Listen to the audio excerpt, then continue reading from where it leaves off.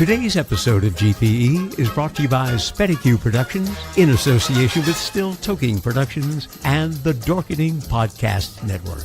A tisket, a tasket, a brown and yellow basket.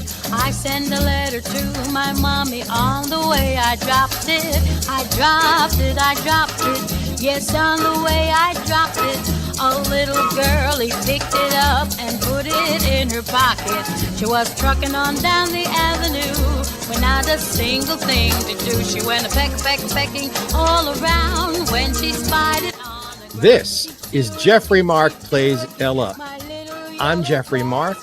Ella, the first lady of song, the greatest singer in history, Miss Ella Fitzgerald. And every time you join us, we're going to be playing Ella's music on a theme. And I, who have written 2 books about Ella and worked with Ella later in her career, are going to tell you all kinds of wonderful backstage, behind-the-scenes stuff about how the music was made, why it's important to music history, and hopefully bring you in to enjoy Ella on a brand new look. Oh dear, I wish that little girl I could see.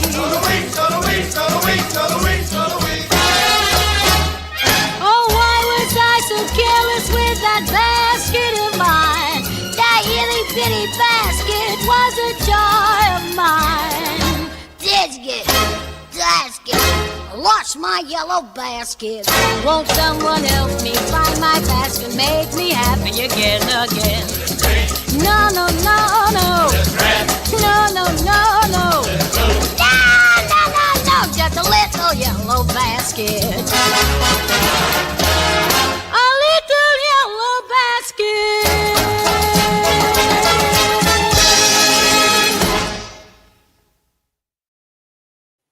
Hello, cats and kittens, and welcome to another episode of GPE, Geoffrey Mark Plays Ella. You already know who Ella is. I'm Geoffrey Mark, and this time I've got a wonderful surprise for you. We're instituting something new on GPE every once in a while, when I feel like it, when they're available. We're going to bring in a celebrity guest who will choose the songs and talk about why they love the music and Ella. And I could not pick a better person to start with than someone I have known way over 30 years. He is a brilliant show business historian, especially about music. He has written incredible books about people like Lena Horne and Peggy Lee, and he's got books coming out on Anita O'Day and Doris Day. He's a speaker, he's a writer, he's in magazines, he's in newspapers, and between you and me, he's considered one of the sexiest men in music. I bring you a young man that I met many, many years ago, and I'm telling you this before you see his face. Ella Fitzgerald's music of the 1930s and 40s and early 50s never came out on CD like all the rest of her music did, because there was a lawsuit. Decca Records, dear old Decca, for whom I have worked, released her music on LPs without paying her for it. Decca, shame on you. Well, they couldn't release the CDs till the lawsuit was finished. It was. I got a call one day from a producer who said, we're going to do this 4 CD set, this big boxed set. And I called 10 people in show business and asked who I should bring in. And all 10 of them gave me your name, which was enormously flattering to me. So they wanted me to choose the songs, sequence them, but then they wanted me to write this like 80-page booklet inside about Ella. And I had just finished writing my first book about Ella. I said, please, can I please bring in a co-writer to do half the work? And they said, if you think you'd like that, sure. And they gave me a short list of names, and I didn't like any of them. And I said, there's a young man who's already made a mark, but he's really kind of sort of getting started. He's brilliant. I'd love to bring him in.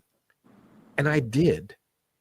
And For our efforts, James Gavin, my dear darling friend, and I got nominated for Grammy Awards for writing those album notes. So now you know the background, now you know the story. Before we even play our first song, would you all at home please give a little bit of applause to my dear friend, James? Oh, Geoffrey, those adjectives. Thank you, my friend. They are heartfelt and deserved. The Grammy nomination was the first thing to bind us together forever. There have been many more since then, but I owe that to you, babe. If I never get another Grammy nomination in my life, Grammy nominated is the permanent prefix to my name because of you. Well, mine as well, and it was a no-brainer. Like having you be my first celebrity guest, no brainer at all. So what we're going to do today actually is talk about some of those songs that were on this great big boxed set, Ella, the Legendary Decca recordings. Now, it's 4 CDs. We can't possibly talk about all the music, but we've talked more on this episode up front than any other. Let's get to a song, and then we'll talk about it afterwards. Just to get us started, I chose a song that I happen to sing myself when I concertize and do nightclubs. Listen from February of 1939. Here's Ella Fitzgerald singing Undecided.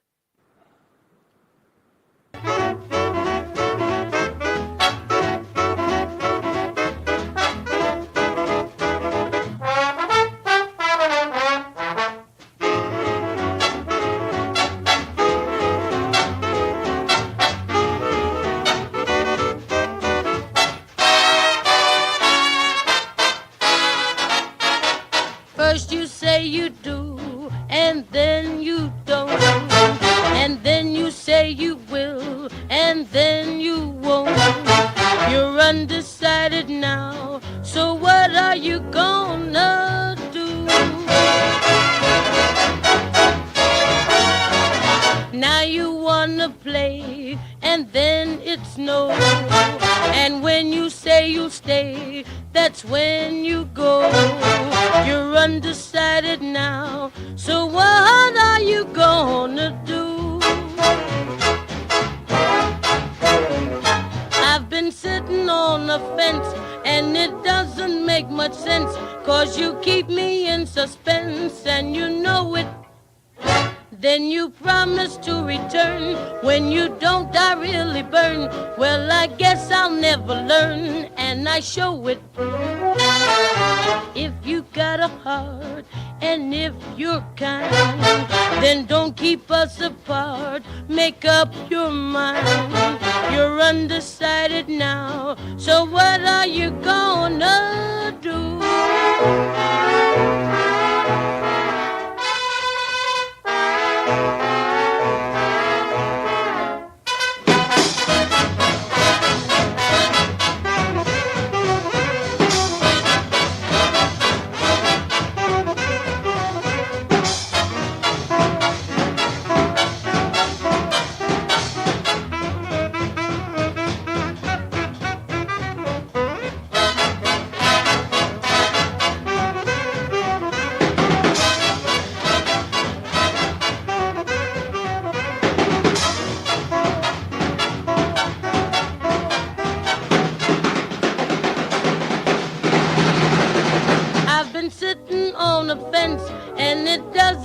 Much sense, 'cause you keep me in suspense, and you know it. Then you promise to return. When you don't, I really burn. Well, I guess I'll never learn, and I show it. If you got a heart, and if you're kind, and don't keep us apart, make up your mind. You're undecided now, so what are you gonna do? Now if you don't love me, I wish you'd say so.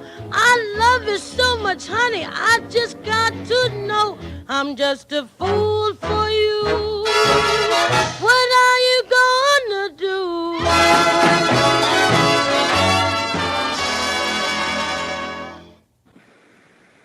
If you don't get happy after listening to that, you need another cup of coffee, because that's just wonderful. Hey, that drum solo we should mention, because he was such a big, important part of her life. That was Chick Webb. It was with his orchestra that was recorded. He was not just the leader, he was also the drummer. And that was hot. Jim, undecided. Do you feel like I do that it's very typical of what Ella was doing at that moment in her life musically? Oh, God, yes. Was she 20 years old when she recorded that? Do I have that right? She was born in 1917, so 27, 20, 30. Yeah, 21. so 21. She had learned so much so fast about swing and jazz. Having just finished this Anita O'Day book, I wrote a lot about how Anita, in the highly restrictive format of being a big band singer, where there was so little wiggle room to really express yourself, how Anita managed to find ways to actually be a jazz singer.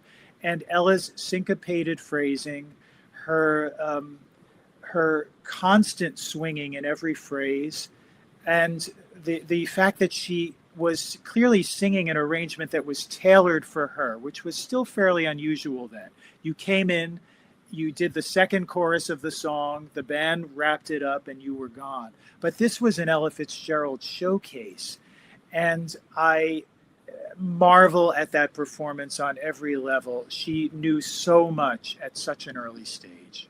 And we should give credit to Van Alexander, who arranged the song and was given instructions both by Chick and by Ella that he was going to tailor things to her vocals, because by this point, she was as much a star of the act as was Chick himself. And, if you wanted to keep writing arrangements, you better listen to the lady. And he did. He did indeed. Are you one of the people who really likes the early work? Ella fans are almost schizophrenic. There are those who love her work in the 60s and 70s. There are those who sort of sit on her work from the 40s and 50s. And there are some who feel her best work was done in the 30s. Where do you fall on that? Like all of the great jazz singers, as with all the great jazz singers, every phase of Ella's career has its own distinct character. And it's hard for me to choose.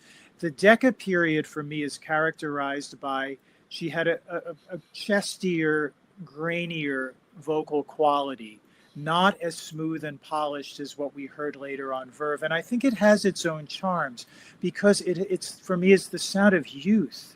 It's the sound of freshness and learning and finding her way. And that performance exudes star quality. It exudes swing, and it exudes fun, and it exudes exuberance, all the things that we fell in love with Ella for. So I love the Decca period. Well, let's listen to another song from the same year. This is another 1939 song. This is done in the summer, a little bit later on in the year. It became a hit song for her. She re-recorded it later on Decca again. But let's listen to the original. This is, again, June of 1939, Ella Fitzgerald, the Chick Webb Orchestra, Stairway to the Stars.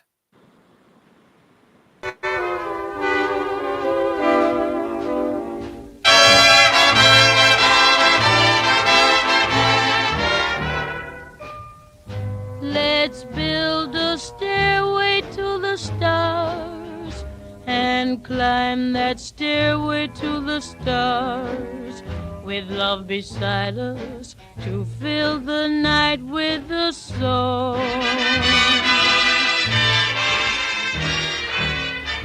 We'll hear the sound of violins out yonder where the blue begins. The moon will guide us as we go drifting along. Can't we sail a wave on a lazy daisy petal over the rim of the hill? Can't we sail a wave on a little dream and settle high on the crest of a thrill. Let's build a stairway to the stars, a lovely, lovely stairway to the stars. It would be heaven to climb to heaven with you.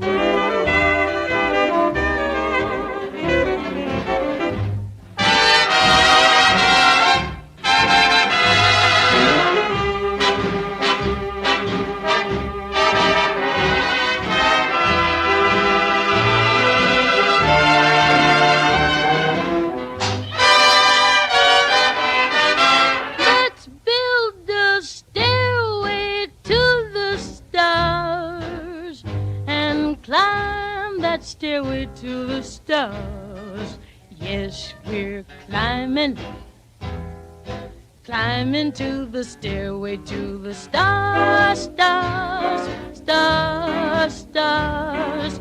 Sound of violins way out yonder where the blue begins. The moon will guide us as we go drifting along. Can't we sail away on a lazy daisy pedal over the rim of the hill? Can't we sail away on a little dream and settle high on the crest of a thrill? Keep building a stairway to the stars, a lovely stairway to the stars. It wouldn't be heaven, heaven to climb with you.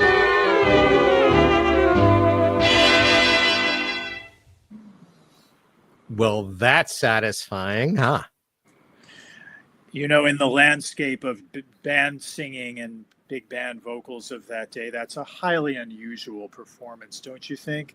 Ray Eberle with Glenn Miller, I think he introduced it or had the hit version of Stairway to the Stars, sings it to the letter straight. Fine. It was perfect for dancing. It was romantic. Ella personalizes that song in so many ways that are distinctly Ella Fitzgerald.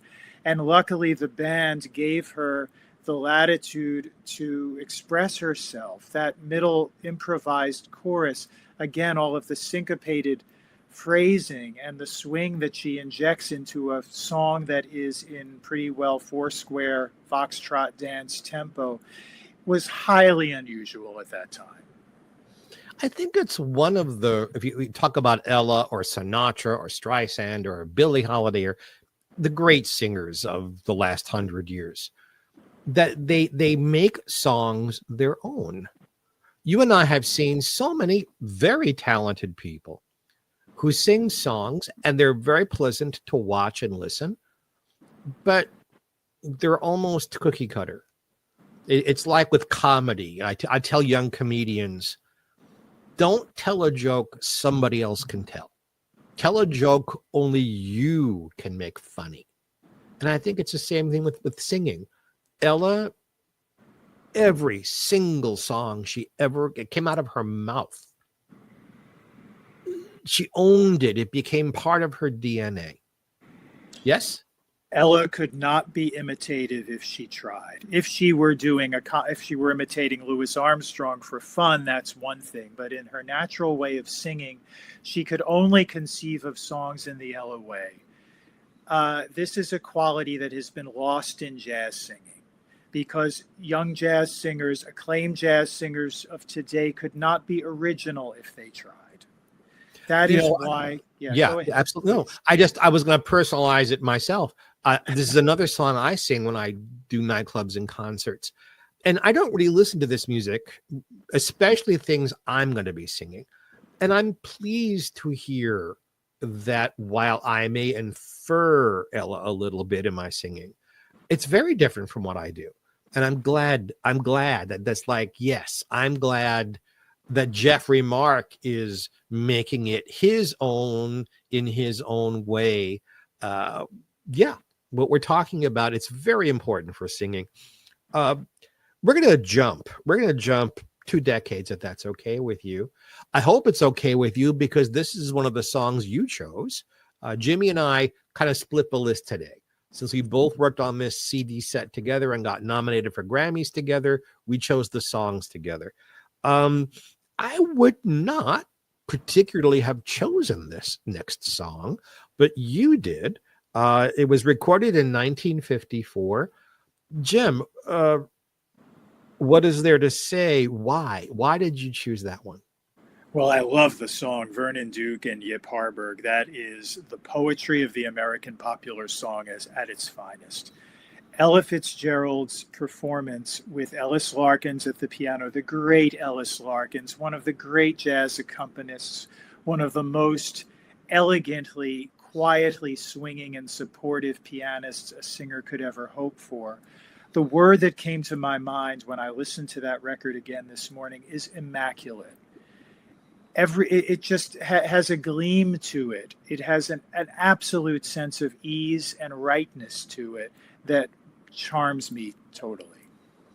Well, and let's also, for half a second, would you please talk about the difference in Ella's voice between these very late 1939 recordings we're listening to and what is at the end of her time with Decca, because she only had one more year with them after this. Talk for a minute about the change in her voice. It was just a couple of years later that a new Ella was born on Verve.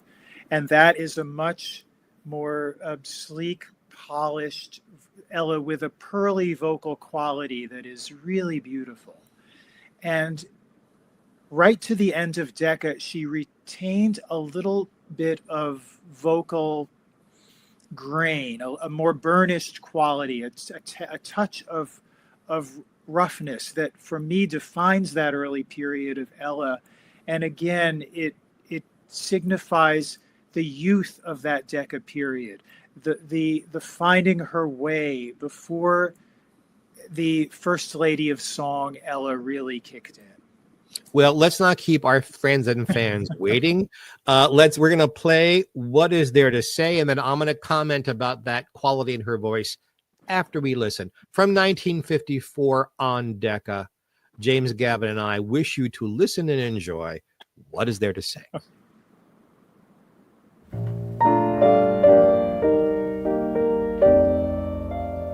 Darling, pardon my confusion, but are you an optical illusion?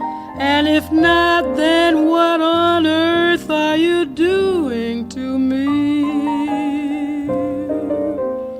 If my speech is willy-nilly, it's because I cannot gild the lily. I should love to sing your praises, but phrases and words are silly. What is there to say? And what is there to do? The dream I've been seeking has practically speaking come true.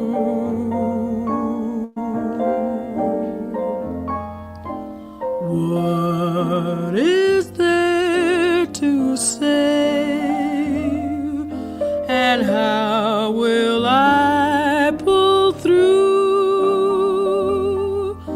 I knew in a moment contentment at home and just you. You are so lovable, so livable. Your beauty is just unforgivable. You're made to marvel at, and words to that effect. So,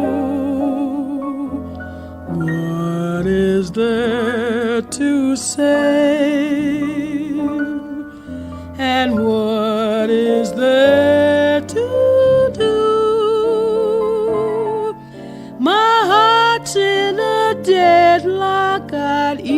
even face wedlock with you. I knew in a moment contentment and home meant just you. So what is there to say, and what is there to do? My heart's in a deadlock, I'd even face wedlock with you.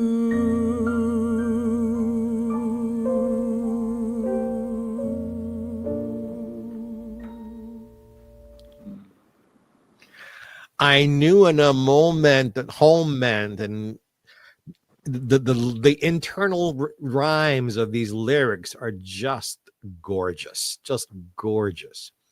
I wanted to comment about what you said before we listened to the song.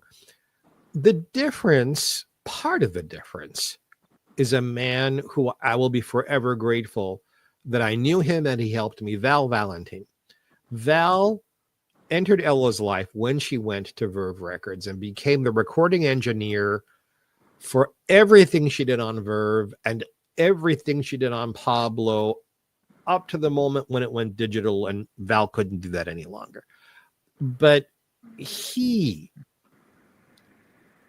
polished. It's a whole different sound. When you're in a different studio with a different engineer, it's a different sound. And also, Val encouraged Ella to hold her notes a little more steady. That little girl fluttery at the end of notes kind of went away when she moved to Verve. And as you said earlier, each one is satisfying, in its own way. That recording, if I may add one more comment on it, it directly foreshadowed the songbooks, didn't it? Because she's singing the song almost as written. And I could almost hear Nelson Riddle's arrangement in my head that's never been written, but I could hear it. Please continue. Right. And however, like her dear friend Louis Armstrong, at his most pop, I love the latter period of Louis Armstrong recordings of things like Hello, Dolly, and Maine, which he took a lot of heat for having allegedly sold out by recording. But these two singers couldn't sing without jazz feeling if they tried. The phrasing and again, to use the word syncopation of Ella's phrasing in that recording is unmistakably jazz. Louis Armstrong could not breathe a phrase without giving it jazz feeling. And that's one of the aspects of Ella's more pop performances that fascinates me. Excellent, excellent. Well, let's wake up. For those of you who don't like ballads, there are people out there who don't like ballads. I've never understood horrors. that. I was singing in a nightclub here in Palm Springs where I live. And somebody came to the show and, how did you like it? Oh, your up-tempo numbers were great. I said, you didn't like the ballads? They said, oh, you were fine. I don't like ballads. Like, they found it depressing. So for those of you out there who find ballads depressing, let's wake you up. One of my favorite songs, and we're going to talk about this on the other side, one of those songs that Ella recorded more than once with completely different arrangements. But this one is from 1952 on dear old Decca Records. Goody Goody. Go.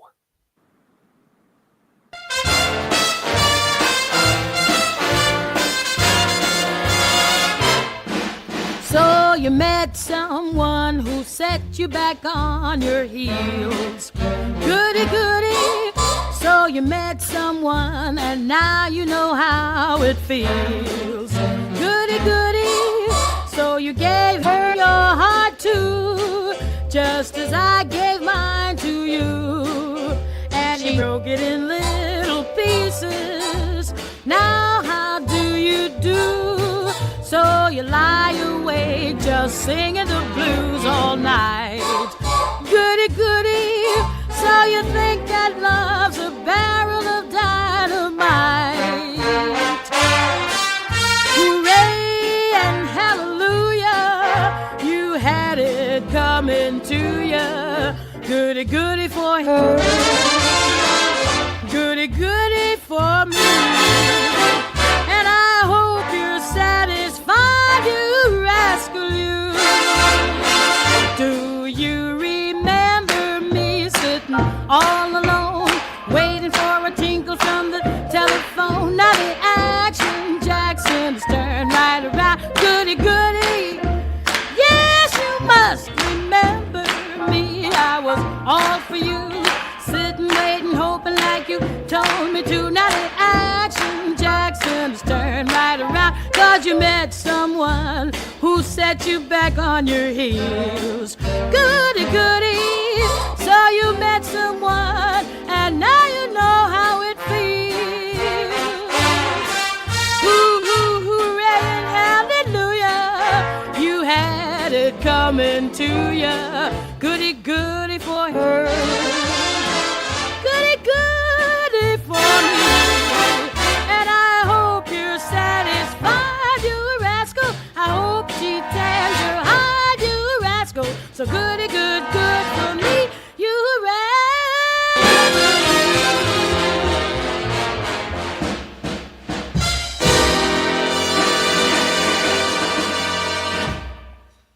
And the Action Jacksons turned right around.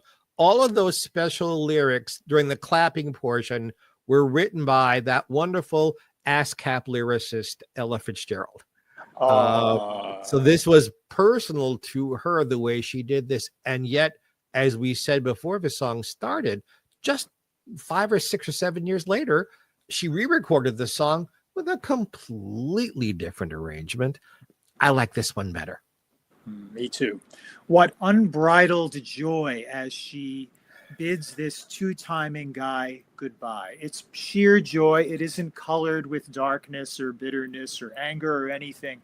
It is, I have to assume, exactly what the composers intended. Absolutely. Which is, you know, we've talked about this on the show before. A great recording is a good song with a good singer with a great arrangement, because if the arrangement isn't there, forget about it. And the intent of the lyrics actually comes across. Yes. Otherwise, why bother? May I ask you a question about Ella's Decca period before we move on? I've always been curious. Ella, in this period, despite the Jazz at the Philharmonic tours, Ella was mainly a nightclub singer, as far as I can tell. And although she had hit records, she wasn't the household word yet that she became as of the Cole Porter songbook, was she?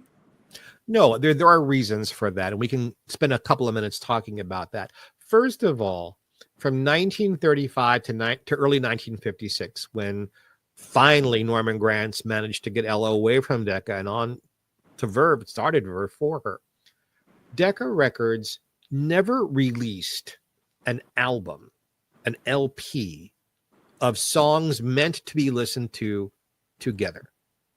Everything Decca released of Ella's was on a 78, one side or the other. If, like with Ellis Larkins, she would do a few songs, they would be released in what was then called an album, which was like a photo album. One disc, 2 sides, turn the page, 1 disc, 2 sides. But they never... When everyone else was doing LPs, Decca did not.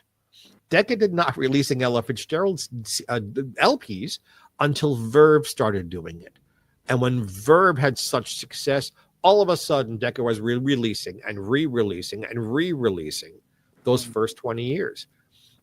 Decca really fought with Ella over song choices, arrangers.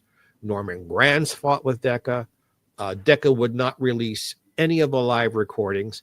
Ella did more concertizing than you might think. Certainly, she was at Carnegie Hall once or twice every year from the late 40s to the end of her career. When there were venues available in Europe, in Japan, they were not in nightclubs. They were in big, big, big theaters. in the United States, most of her work was done in nightclubs. So it's a combination of not necessarily great song choices, Decca being tremendously concerned that she was African American and not sure what exactly to do with her. Do we make her sound white? Do we put out race records? And folks, please, I know this terminology is not exactly politically correct these days, but I don't know how else to talk about racism except to use the terms they were referring to back then. Certainly, being African American in those days was a hindrance to Ella's career, but she kept growing. And it was Norman Granz who once took over Ella's career as her manager, fought and fought and fought. And I guess this is as good a time as any to retell the story that Decca just wouldn't release Ella. Norman wanted to produce Ella himself in the studio. Well, Decca was purchased by the same company, MCA, that owned Universal Studios. And Universal was putting out the Glenn Miller story. And they wanted to use real musicians in the film and on the soundtrack. Well, just so happens that all those musicians were under contract to Norman Granz. And he went to Decca and said, you can have them all if you will release Ella from her contract. And in their enormous lack of wisdom, they traded the great Ella Fitzgerald for a mediocre soundtrack album. And they were kind of stupid. Not the people at Decca today who employ us, but the people at Decca back then. So we're talking about a music label that didn't let its star be a star. I think that answers your question. And Decca didn't have the greatest house arrangers either. There was this awful guy named Jack Pleece that poor Carmen McRae was saddled with, who wrote schmaltzy, syrupy, insipid arrangements for, in some cases, wonderful singers. Decca did very well by Peggy Lee, but I don't think that Decca did very well by most singers in that period. Well, Ella had Tutti Camarata, who was a wonderful arranger. Yeah, I wish he had been brought in to arrange for her on Verve. She had other arrangers that were good.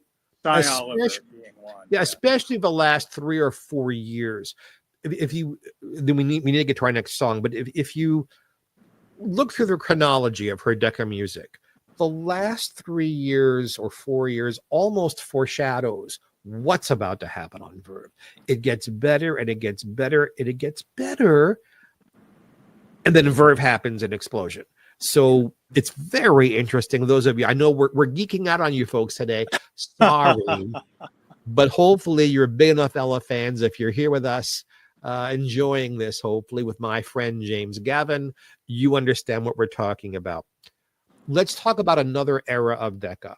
The years like during the war and just after.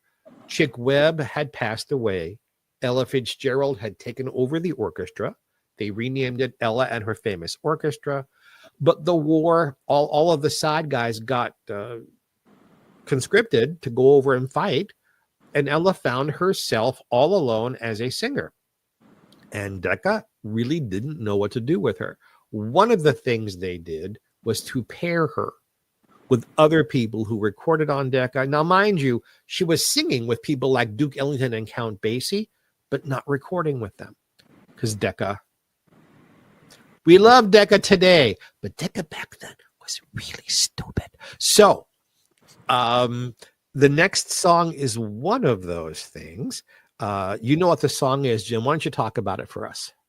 You're talking about Into Each Life Some Rain Must Fall? That's the one. Oh, God, I love this record. It is so stylish, this record. It is so bursting with personality, not only the ink spots, but Ella. 3 separate choruses, no drums, but singers, well, Ella, really, who were rhythm itself. And historically, it's an interesting record. The ink spots were hot as a pistol, of course. I would say perhaps bigger record sellers than Ella at that time. Would you agree? for our friends and fans out there who might not know who the Ink Spots are, could you give me 30 seconds on who they were, please? The Ink Spots were a vocal quartet. Were they a quartet? They were. Did the number change? Was it 3 or 4 when they were working with Ella? I think like the Mills Brothers, the number changed from year to year.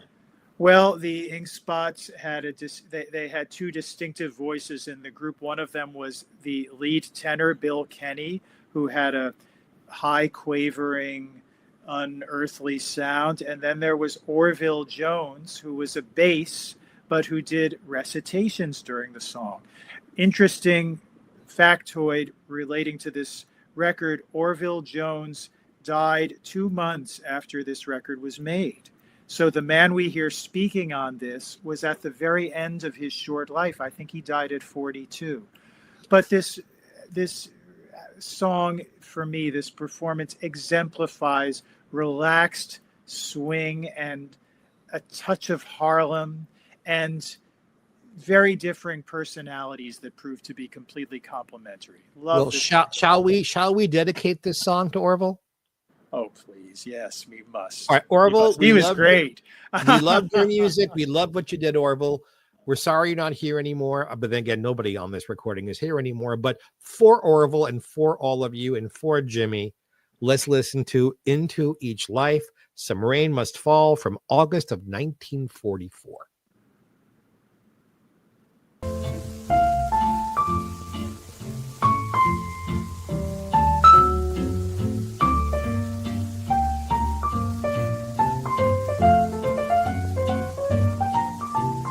Into each life some rain must fall, but too much is falling in mine. Into each heart some tears must fall, but someday the sun will shine. Some folks can lose the blues in their hearts, but when I think of you, another shower starts. Into each life some rain must fall, but too much is falling in mine. Into each life some rain must fall, but too much is falling in mine. Into each heart some tears must fall, but someday the sun will shine. Some folks can lose the blues in their hearts, but when I think of you, another shower starts. Into each life some rain must fall, but too much is falling in mine. Into each and every life some rain has got to fall, but too much of that stuff is falling into mine. And into each heart some tears has got to fall, but I know that someday that sun is bound to shine. Some folks can lose the blues in their heart, But when I think of you, another shower starts. Into each life some rain must fall, but too much is falling in mine.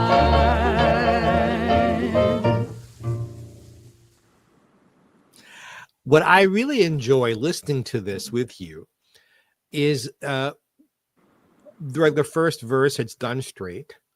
When Ella starts to sing, the tenor very faintly hums a descant behind her in harmony with her.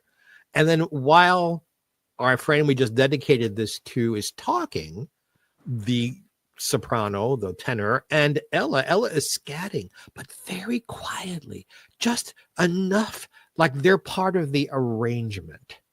And I think that's brilliant. Does any other version of this exist? Have we heard an outtake? Have we heard a broadcast? I have not. Yeah, of this. Ella did re-record this on Verve with a much different arrangement done for her by Quincy Jones.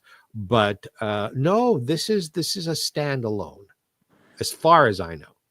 One of the fascinations of this music for me, listening to these old records, is knowing that it absolutely went down the way we're hearing it. Well, that's how good these people were. The man unfortunately passed away. So doing it live or doing it again, there was no again. He wasn't there anymore. So in this particular case, Ella, through much of her career, and you already know this, but we're telling our friends out there, I won't say she was a one-take singer, but you have to understand, folks, when Ella Fitzgerald recorded, it was live, meaning the musicians were in a studio. Ella was in the studio. She sang with all of the musicians all at once. And if the first take worked, they went on to the next song. I love it. Yes. We've talked before on this show that there are entire Verve albums recorded in one day. Mm-hmm. That's how Ella worked. Where today it takes a year and each individual musician comes in on a different day and lays down their track. And then the singer could take months to sing the songs over and over till they find one they like, or the one that the producer likes. Tain't so, McGee, as they used to say on radio. That's not how it worked back then. It's amazing that the quality of this is so high. We're going to jump. Go ahead. Quick insertion. Wasn't she handed a lot of the songbook songs in the studio, like on the Gershwin songbook? Didn't she learn a lot of those songs on the spot? What they would do in the Verve years is the arranger would come to Ella's house on her Yamaha piano. They'd run through the song to make sure it was the right key. And they would talk with Ella a little bit about rhythms, or did she have any idea? The arranger went away, came back. Ella didn't hear the arrangement until she was in the studio with them. Wow. And had the lyrics in very large print, because most folks don't realize that Ella got diabetes early in life. Her vision was terrible.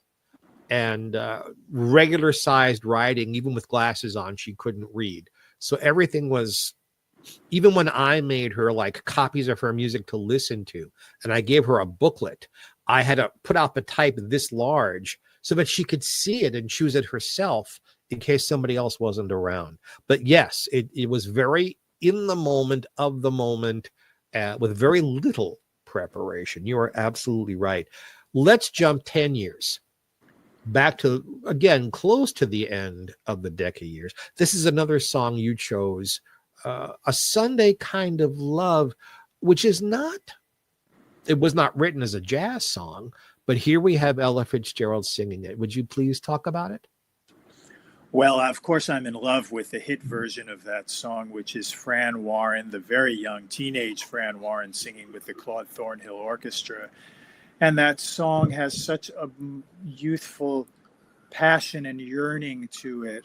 It's the song of a young woman, in my opinion. A couple of men have sung it.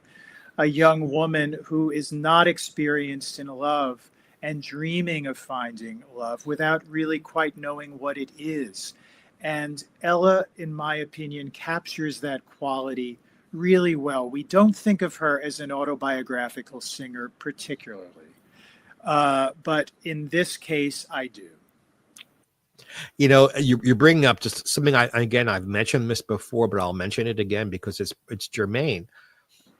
When I was writing the book, the second of the two books on Ella Fitzgerald, And someone gave me what I thought was a very pithy comment, talking about autobiographical and love songs in particular, that he chose who he thought was one of the best of those, which is Judy Garland singing that kind of heartbreak song. And he said, when Judy sang a song like that, you felt her pain. When Ella sang a song like that, you felt your pain. Wonderful. Wonderful. So I don't think this is a painful song. But let's hear how Ella Fitzgerald tells us from 1954 about a Sunday kind of love.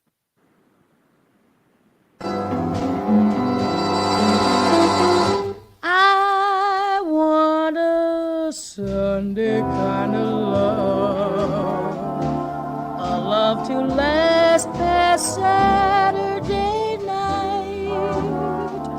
I'd like to know it's more than love at first sight. I want a Sunday kind of love. I want a love that's on the square. Can't seem to find somebody to care. I'm on a lonely road that leads me nowhere. I need a Sunday kind of love. I do my Sunday dreaming and all my Sunday scheming every minute, every hour, every day. I'm hoping to discover a certain kind of lover who will show me the way. My arms need someone to enfold, to keep me warm when Mondays are cold. A love for all my life to have and to hold. I want a Sunday kind of love. I do my Sunday dreaming and all my Sunday scheming every minute, every hour, every day. I'm hoping to discover a certain kind of lover who will show me the way. My arms need someone to unfold, to keep me warm when Mondays are cold. A love for all my life to have and to hold. I want a Sunday kind of love.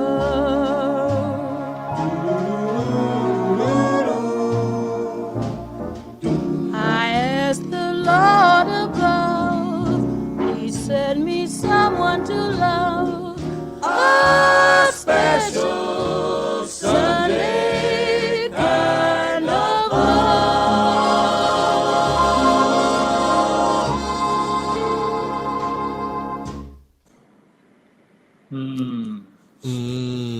So there's something special about this song.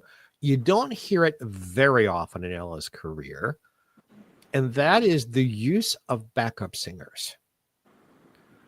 Ella rarely on Decca got them. She got them with Gordon Jenkins, and we're going to play one of his songs in just a little bit here. But you never ever heard a backup singer on any of her Verve recordings, on any of her Pablo recordings. You did hear it on Capitol and a little bit on Reprise, but this is special to this time in her life, which of course also requires extra rehearsal, because now it's not just the arranger, The singers have to rehearse. They have to get their harmonies right. They have to find the balance between Ella and the singers. And this is before stereo. It was not easy thing to balance properly, but here we are. And all of that work gave us that beautiful song. I quite like what the singers were doing behind her. It's kind of hip. It's not just syrup being poured over Ella's vocal. By the way, I hasten to add, as a PS to what I said before the track was played, that Ella by this time had Ray Brown Jr. Was she still married to Ray? She was not a virginal figure by this time. She had had a little bit of time on the racetrack. Oh, no, she was already married and divorced. So, yeah. Oh, I see. But still, that girlish longing in that recording touches my heart. I've seen reviews of Ella's work in the 80s, still referring to that little girl quality when she would sing something like Angel Eyes. I think, we are who we are. And when Ella sang a ballad, there was the little girl in her coming out, speaking out about pain, and it shows in her voice. Other people, when they sing of that pain, it's much more mature or angry, because that's who they are. You can't fool your audiences. If you want to be loved musically, you have to be exactly who you are. Let's go 1 year ahead. This is like almost the very last song Ella recorded on Decca Records. And it's a song that, once again, how many different arrangements of this song has Ella either done in the studio or done live through the years? Just sitting here off the top of my head, from 1955 to 1970, I can think of 4 different arrangements that she used. I won't tease you. The song is That Old Black Magic. Let's get to it, because it is one of my favorite Ella Fitzgerald songs. 1955, That Old Black Magic.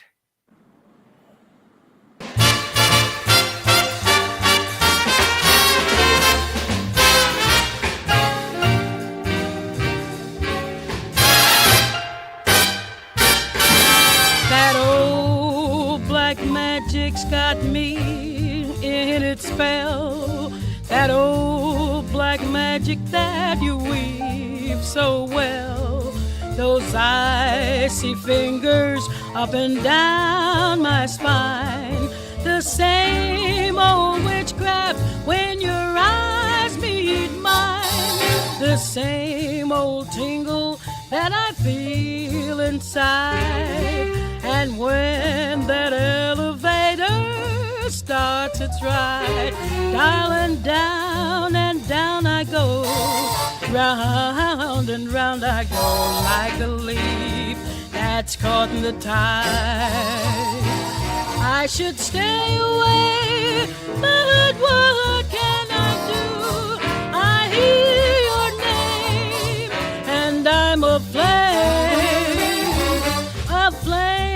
with such a burning desire that only your kiss can put out the fire. You're the lover, you're the lover, you're the lover, you're the lover I have waited for. The mate that fate had me created for. And every time your lips meet mine, darling, down and down I go, round and round I go in a spin. I'm loving the spin I'm in. I'm under that old black magic called love. Yes, I'm in a spin. I'm loving the spin I'm in. I'm under that old black magic called love. Got me spinning, spinning, spinning around like an elevator's going down in this magic, black magic called love.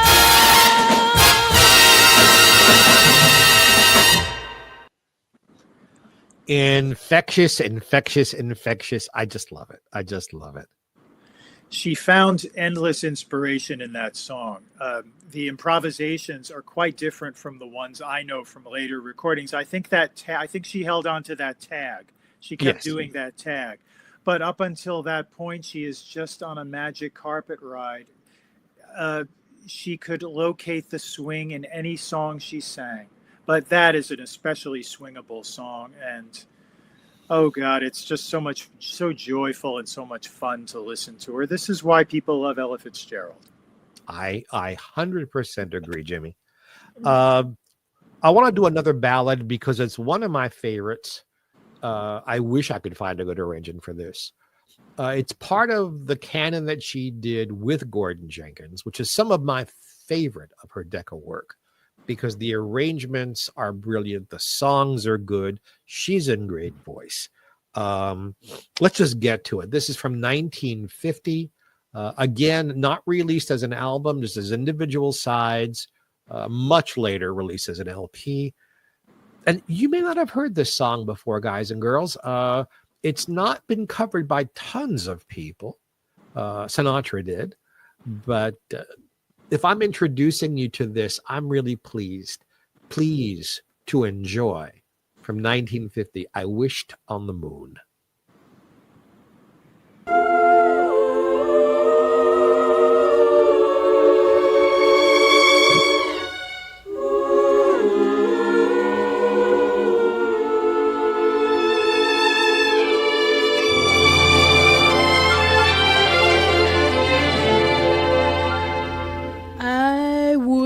On the moon for something I never knew. Wished on the moon for more than I ever knew.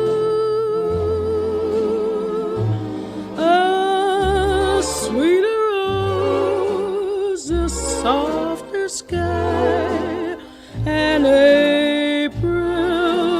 day that would not dance away.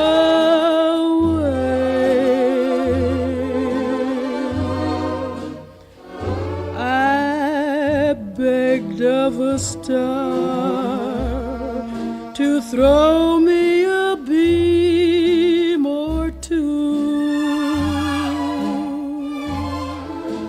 Wished on a star and asked for a dream or two. I looked for every loveliness, it all came true. I wished on the moon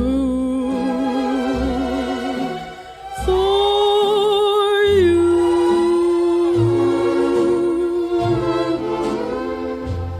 I begged of a star. I begged a star to throw me a beam or two or three. Once again I wished on a star.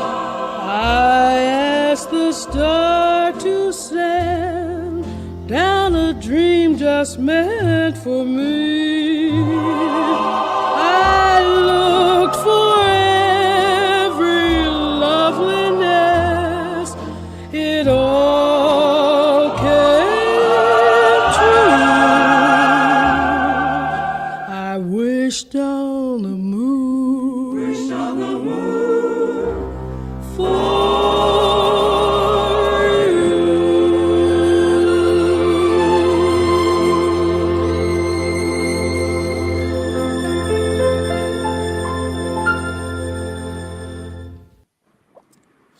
I don't know where to begin praising that song. Gordon Jenkins gave Ella a lushness and an elegance almost completely missing from her work on Decca. And I wish Norman Granz had hired him on Verve to do more with her. the strings, the background singers who were not intrusive. Although I must tell you, way back, decades ago, before most of you were born, I heard this for the first time. And when the background singers sing, once again, I wished, I mean, come on now. It made me laugh back then. Now I understand what they were trying to do, but it was just that one little moment of the song perhaps has just this much of cheese in it, but the rest of it is just wonderful. What do you think, Jimmy? Well, it was interesting to so many things. My God, it was interesting how right up until for 3/4 of the performance, she sings as straight as Ella Fitzgerald ever sang, appropriate to the arrangement and the setting. But then when she has the little exchange, I begged of a star, with a heavenly choir, she lets loose a little bit, almost in counter to the schmaltziness of it. She turns up the temperature a little bit and lets her hair down a tiny bit. And it works. And it works. She doesn't step too far out of line, just enough to remind you that she's a jazz singer. Well, folks, we got one more for you. How could we possibly talk about or salute the Legendary Decca recordings, just to remind you, in case you came in later than the beginning of the show, that we are saluting a 4 CD boxed set called Ella, the Legendary Decca recordings, where I chose the songs and sequenced them, and my dear friend James Gavin and I wrote this 82-page booklet inside, for which we were both Grammy nominated. But you can't talk about her Verve stuff. And we're not. I just made a mistake. We're talking about her Decca stuff, but this is live. We don't stop.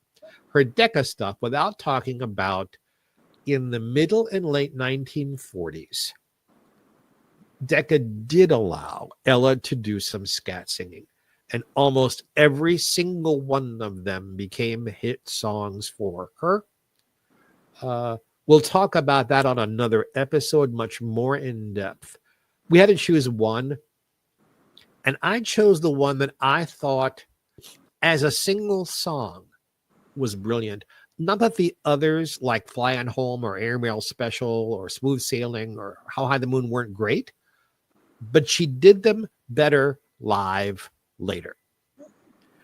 In the studio, this is the best, so much so that entire orchestras have recreated everything Ella did with this song, and they play Ella's part in the orchestra. That's how in esteem this song is held.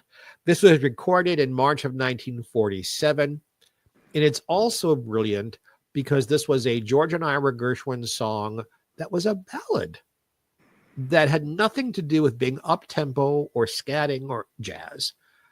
And wise heads prevailed, and this is what they came up with.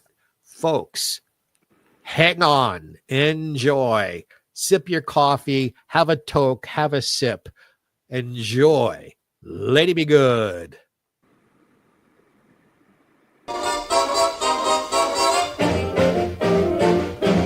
Sweet and lovely, lady be good, oh lady be good to me, 'cause I'm so awfully misunderstood.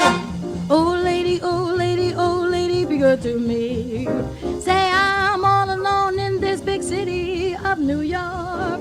Won't somebody please have pity, pity, pity, pity on me? Just a lonesome babe, babe in the woods. Oh lady, oh lady, oh lady, be good to me.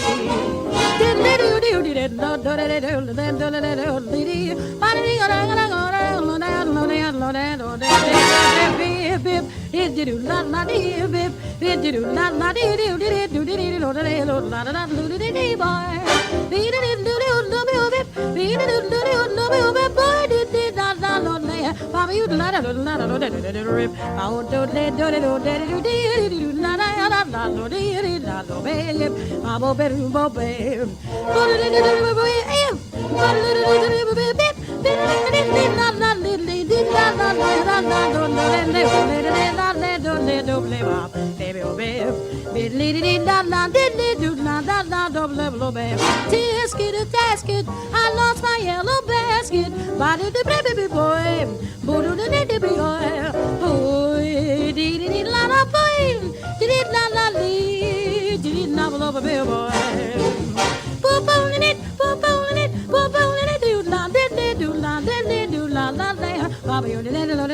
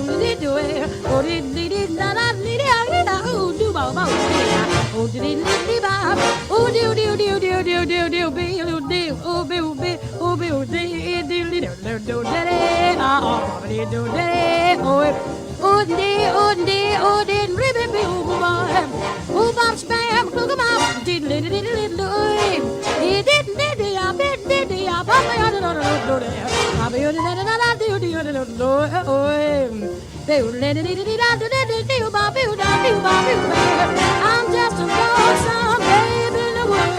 Oh lady, won't be so good to me, boy. Oh yeah, I'm exhausted. Just listening, I'm exhausted.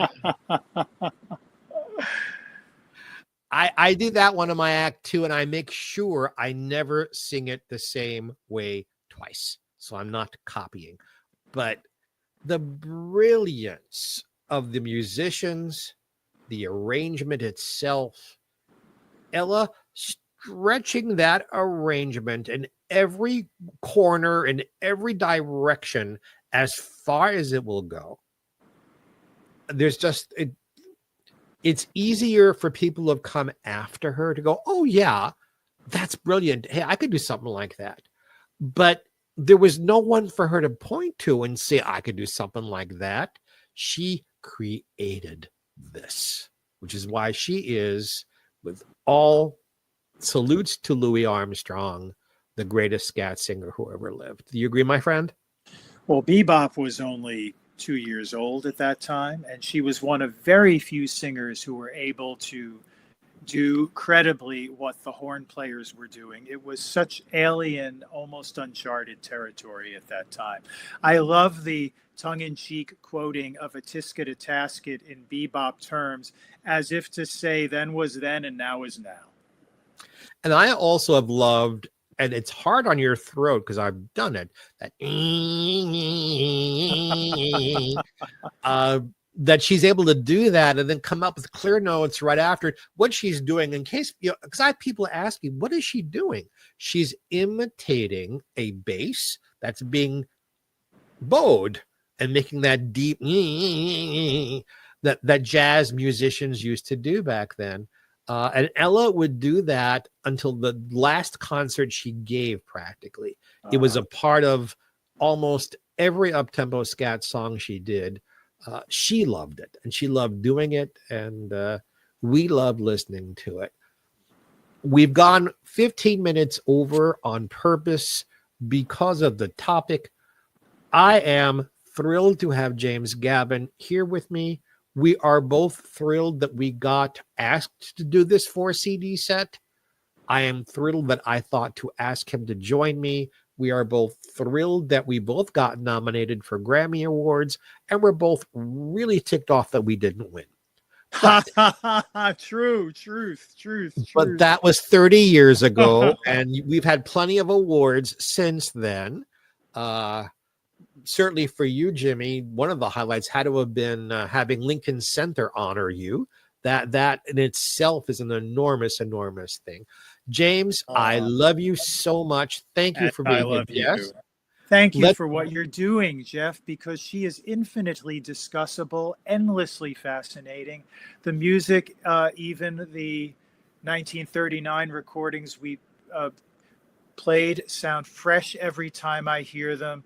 And you are the man to be in that chair discussing this music with authority. And I thank you for letting me come along. It is my pleasure and honor. Since we're talking about I am the guy in the chair, I'm the guy in the chair for a couple of other things too. First of all, let's thank Ben Bartlett, my wonderful, wonderful producer and partner in performing on these kinds of programs. If you like what you saw here, well, on many of these same stations and networks and platforms, we have a show with our friend Jeff Holman called Still Talking With, where we interview some of the most fascinating people in the world. That show is live. It's on every Wednesday, 4 p.m. Pacific time, 7 p.m. Eastern time. Adjust for wherever in the world you are, but that one is live, and then you can look on YouTube for it after the fact. And we are about to, or if you're watching this a year from now, we're about to do a five, I'm telling you, 5-episode arc, a special Geoffrey Mark Plays Merman. And we're going to look into the recordings of Ethel Merman. We could not possibly do it every week like we do with this, but I think 5 shows will be wonderful. So look for that. Look for Still Talking. Jimmy, where could people find you in media if they want to get a hold of you? JamesGavin.com, at James Gavin Books on Instagram and on Facebook. I post a lot of, if I do say so myself, fun stuff about who I'm seeing and what I'm thinking and what I'm doing. Please come along. Excellent. Hey, you guys have any ideas for this show? If you have ideas for an entire theme or a song you'd love to hear, or maybe you have a question you'd answered, well, on Facebook, GPE presents Geoffrey Mark Plays Ella. You can find us there. There's a Geoffrey Mark Plays Ella group, just Geoffrey Mark as it's spelled right here on the screen on Facebook. Geoffrey Mark Showbiz on Instagram. I'm on LinkedIn. Turn on your electric toothbrush. You'll probably find me hosting a show or being a guest someplace. So, Ben, I love you and thank you. Jimmy, I love you and thank you. And your friendship means the world to me. And you guys out there, friends and fans, I love you too. And until next time, this is Geoffrey Mark saying God bless and have a happy.